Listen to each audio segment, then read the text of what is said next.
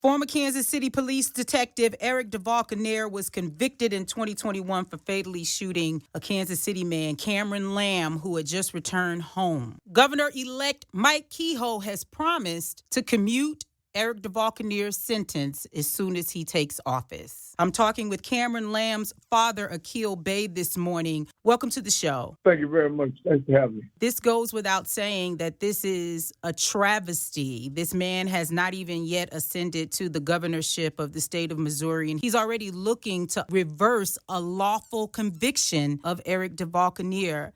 How does your family feel about this? Put us in a bad situation. I mean, it really put my wife in a bad place to have to think about them making it seem as though our son was of no value, like he was just some type of a life to be threw away, knowing that we went through the proper procedure to have this man convicted and to be sentenced. And now here's a guy coming in to be your governor talking about because, listen to what I'm saying. He said this on TV.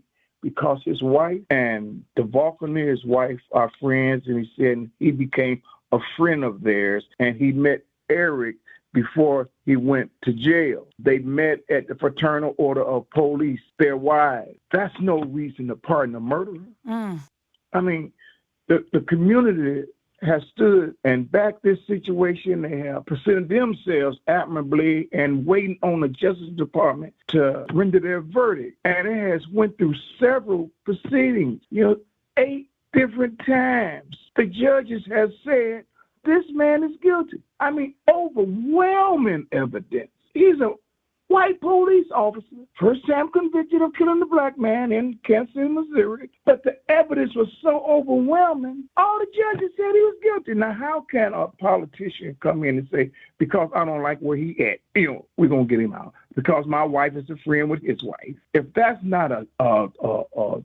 punch in the gut, I don't know what is. Whew.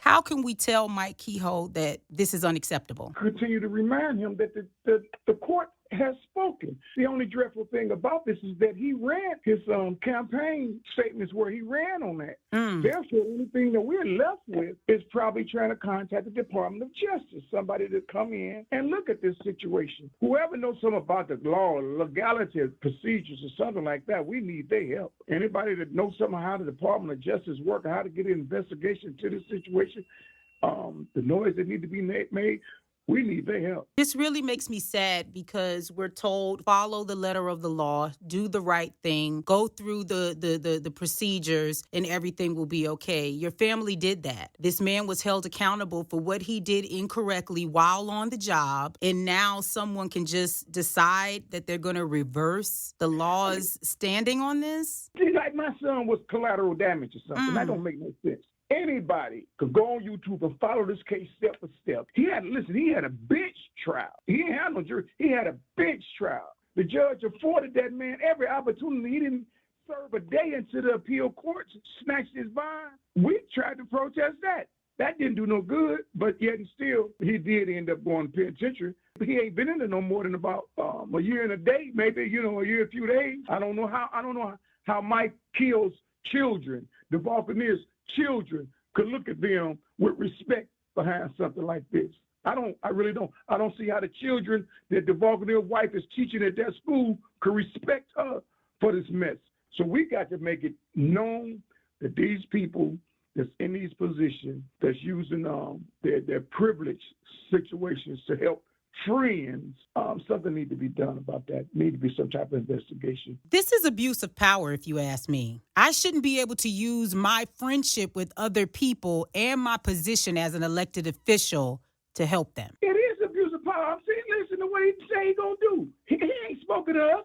Haven't no one from the governor's office called us. Hasn't no one said a word to us.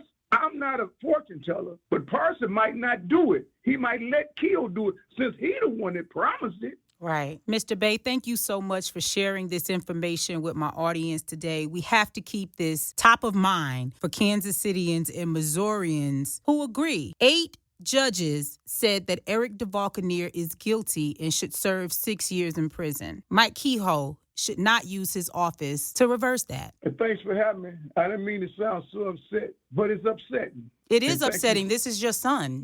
No one blames you at all. It just don't make no sense.